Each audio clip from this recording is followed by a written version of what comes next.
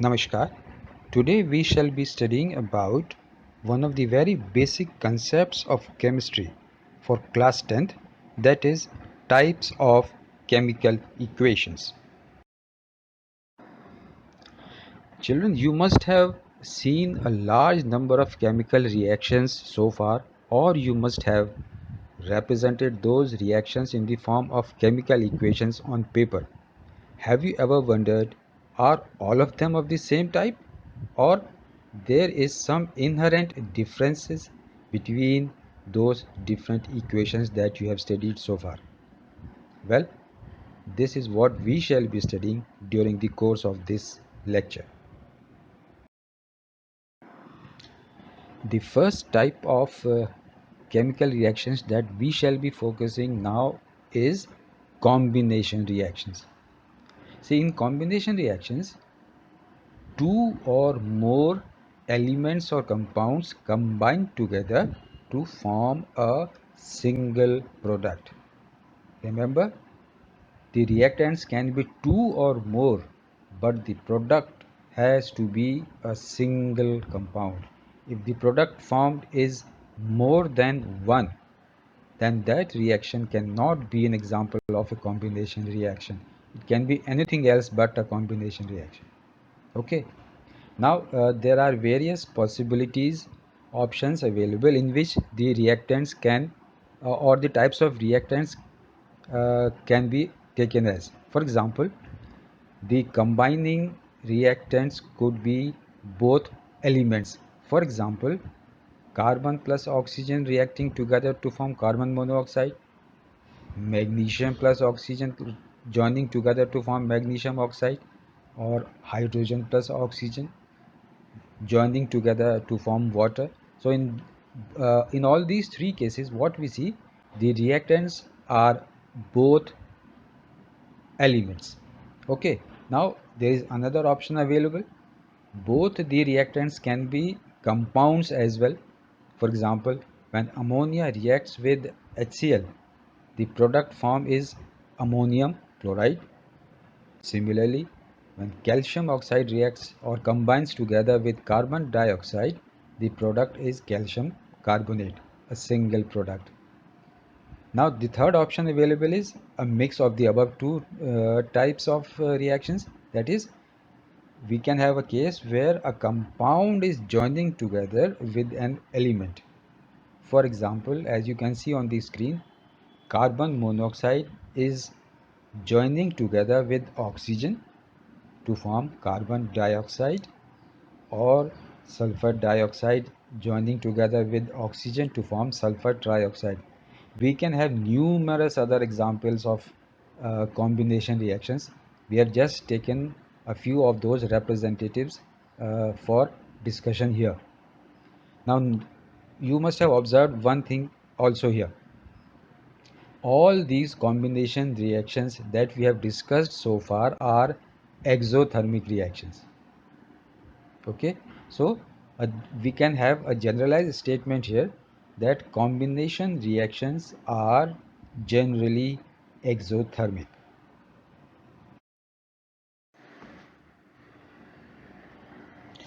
The second type of reactions which we shall now be focusing on are called decomposition reactions. Now, decomposition reactions are those reactions in which a single reactant breaks down into two or more simpler products when on absorption of energy. So it is the energy that triggers this reaction. So if energy is being absorbed during a decomposition reactions, we say that decomposition reactions are generally endothermic in nature. Okay. Now one question that is very frequently asked from this topic is, why are decomposition reactions considered opposite of combination reactions? So for this you need to focus on 2 points. First, in combination reactions, you have two or more reactants forming a single product, whereas in decomposition reactions, you have a single reactant forming two or more products. Opposite. Similarly, combination reactions are generally exothermic in nature, whereas decomposition reactions are generally endothermic in nature. Just to refresh our memories, let us once again define these two terms, endothermic and exothermic. See, endothermic reactions are those that involve absorption of energy in any form, not necessarily heat. It can be in the form of light, it can be in the form of electricity also. Similarly, exothermic reactions, opposite of this, exothermic reactions are those that involve release of energy. Here again, the form of energy can be anything. It can be heat, it can be light, or it can be in the form of electrical energy, right?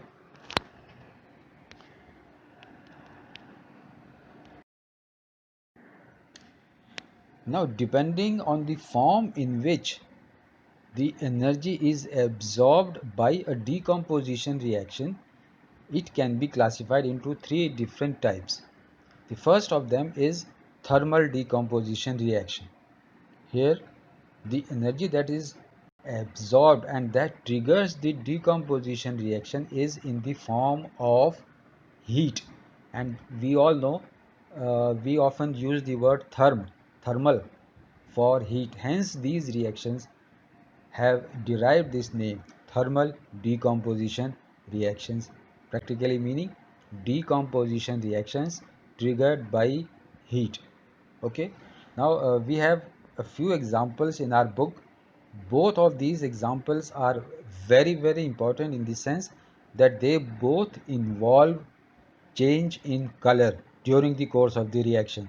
And as I always emphasize, any reaction that involves change in color becomes very important from the board point of view, right? So the first case that we have here is thermal decomposition of lead nitrate. See, lead nitrate is a white powder. Now when this is heated in a test tube, heated rather strongly, what happens?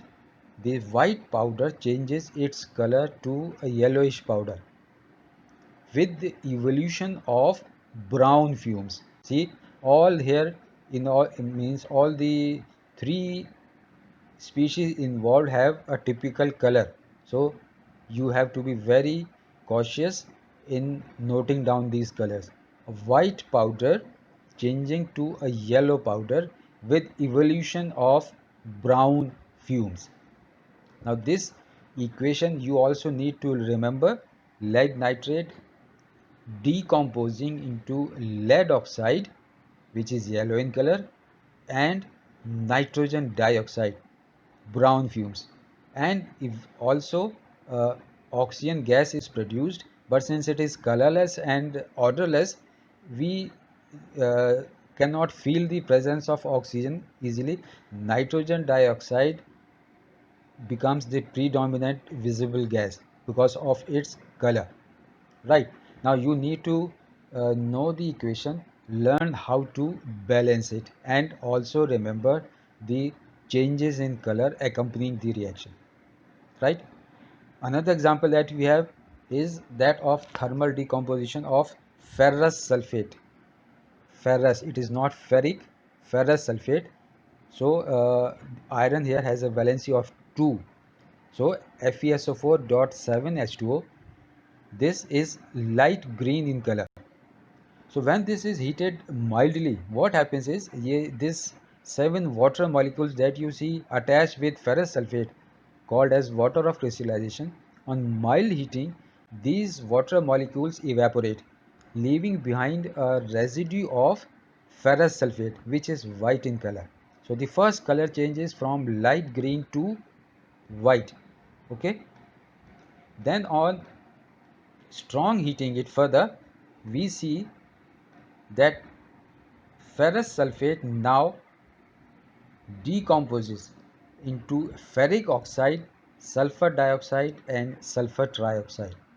Ferrous sulfate, which is white in color, now changes its color to reddish brown due to formation of ferric oxide. and sulfur dioxide gas and sulfur trioxide gas, which are evolved. Both of them are colorless, but they carry a very pungent smell. And we have a characteristic name for the smell of sulfur dioxide. We call it as smell of burning sulfur. So you here see a sequence of color changes. Please remember this sequence, practically meaning the color changes accompanying thermal decomposition of ferrous sulfate. Because color changes are involved here, this equation becomes that much more important.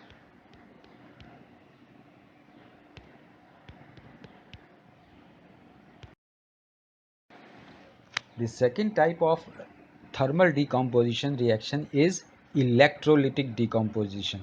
Now here again the name is self-explanatory, electrolytic.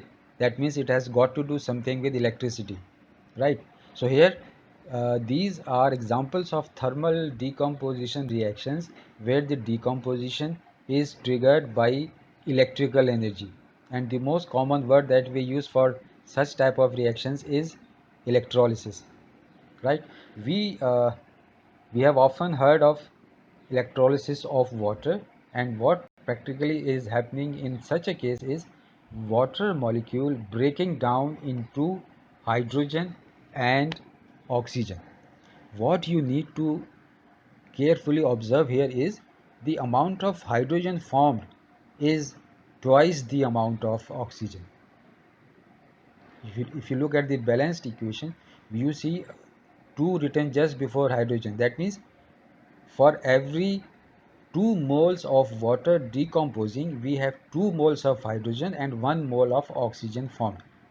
Meaning twice hydrogen formed is twice the amount of oxygen. Now can you think of a suitable reason for this? Nothing much involved here. If you look at the formula of water, in what ratio are hydrogen and oxygen atoms present? H2O. That means for every single atom of oxygen, you have twice the amount of hydrogen present. Obviously, the product formed will also be in the same ratio. So, hydrogen is formed in twice the amount of oxygen. Another question that sometimes is asked here is, why do we need to add a small amount of acid or a salt to water when we carry out the electrolysis? Now, since water is not a good conductor of electricity, what happens is, if you carry out the electrolysis in, say, let us say distilled water, since it being a bad conductor of electricity, the electrolysis occurs at a very slow rate, right? To improve the conductivity of water, we need to add some ions externally, and this is what addition of sulfuric acid, dilute sulfuric acid, or dilute hydrochloric acid, or we can even add sodium chloride, small amount of this. Any of these things are added to improve the electrical conductivity of water. The third type of decomposition reactions are photochemical decomposition. Now the word photo means light, and that is why we say photography. So that word photo here means light. Photochemical means a chemical reaction triggered by light.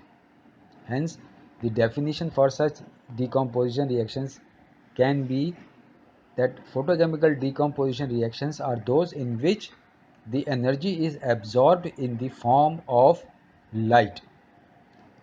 Now, the most common example that we cite for such decomposition reactions is that of decomposition of silver chloride. Silver chloride is a white powder in the solid form. If you leave some amount of silver chloride in sunlight, the light acts on the silver chloride and triggers a decomposition reaction. Silver chloride breaks into silver and chlorine. Now chlorine being a gas, it escapes into the atmosphere and silver particles are left behind.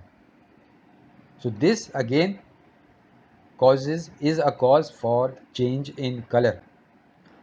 Silver chloride, which is white in color, changes to silver, that is gray in color. So again, please note the color changes here as well.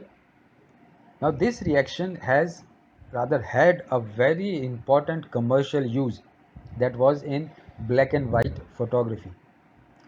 It still finds some use in the form of those normal conventional X-ray photography. If you see those X-ray sheets, they all have silver chloride in addition to certain other chemicals, but primary chemical that is coated onto them is silver chloride. So this was a very important chemical for black and white photography. Another important question that is sometimes asked from this is, why are silver chloride or silver nitrate stored in dark colored bottles? I think the answer is obvious now, because in both such cases a photochemical decomposition reaction will be triggered by sunlight. So to prevent this decomposition, we store them in in dark colored bottles. The third type of reactions that we shall be studying are called as displacement reactions. Here again, the name of the reaction is self-explanatory: displacement. That means something is displacing the other, right? So if you go for the definition, we can say displacement reactions are those reactions in which a more reactive element displaces a less reactive element from its compound, right?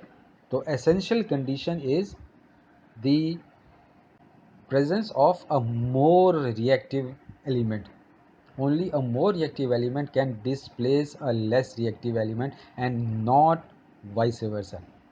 Okay, now we have a very common example of a reaction that we have studying since class 6, I believe, that of uh, putting an iron nail in an aqueous solution of copper sulfate, resulting in the formation of ferrous sulfate and deposition of copper on the surface of the iron nail, and simultaneously change in color of this solution. Color changes accompanying this reaction are blue solution changing to light green. Since color changes are involved here as well, so that makes this reaction important as well. Another example that we can quote is that of zinc being added to copper sulfate solution. Now we know copper sulfate solution is blue in color, and since zinc is more reactive than copper, it will displace copper and result in the formation of zinc sulfate and copper. Now zinc sulfate aqueous, that means a solution of zinc sulfate is colorless. So the sequence of color change here is blue solution gradually becoming colorless, and deposition of a brown layer on zinc metal. So these are the color changes accompanying here. Now what we need to remember here is, sometimes questions are asked about the feasibility of a particular reaction. In the exam, you would be given an example of an equation and asked to predict whether this reaction can happen or not. You need to know the reactivity series for this. If you learn those reactivity series, all you need to note is the placement of the metals involved. If the metal that is there to displace the other is above in the reactivity series, it will displace the lesser reactive metal, and the reaction could take place. That is how you can predict the feasibility of a reaction.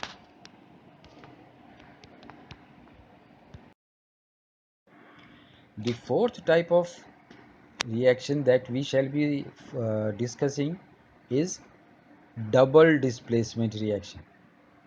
Now here again the name is self-explanatory.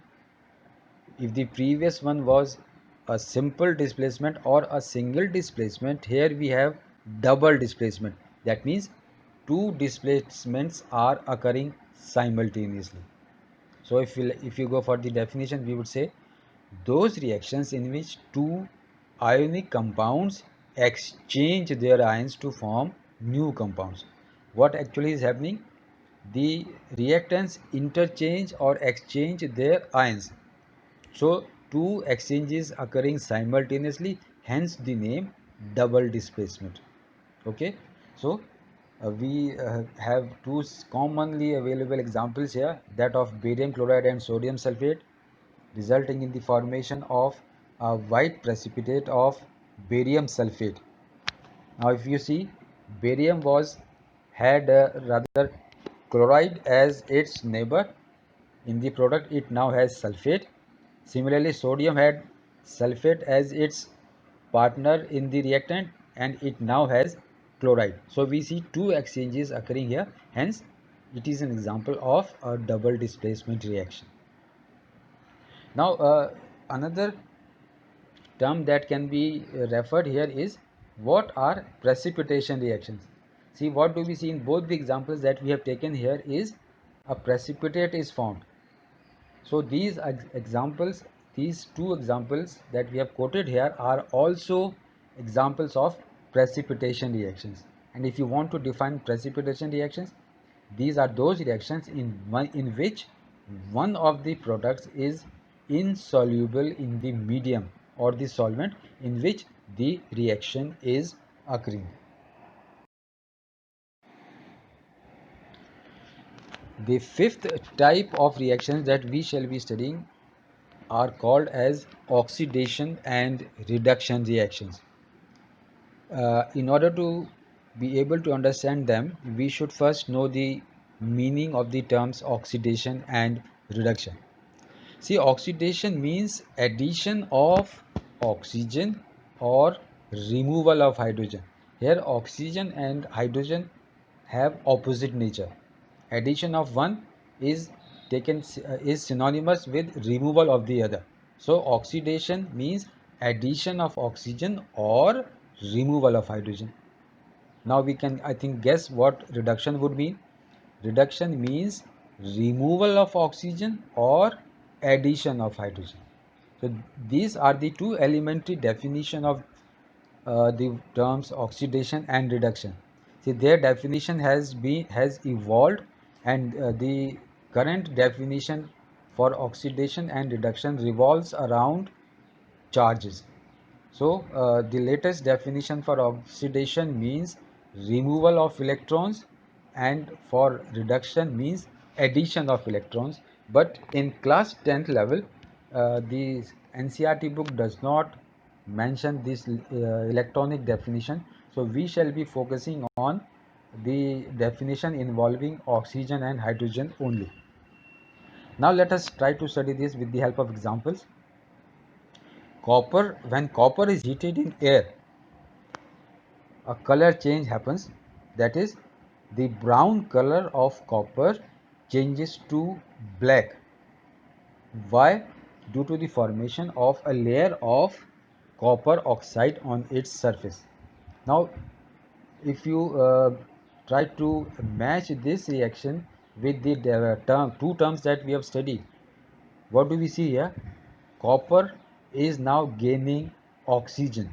In the reactant side, if you look, copper is in the elemental form, whereas in the product side, we have a compound in which copper has joined together with oxygen. So what is practically happening here is copper is getting oxygen, which means copper is getting oxidized.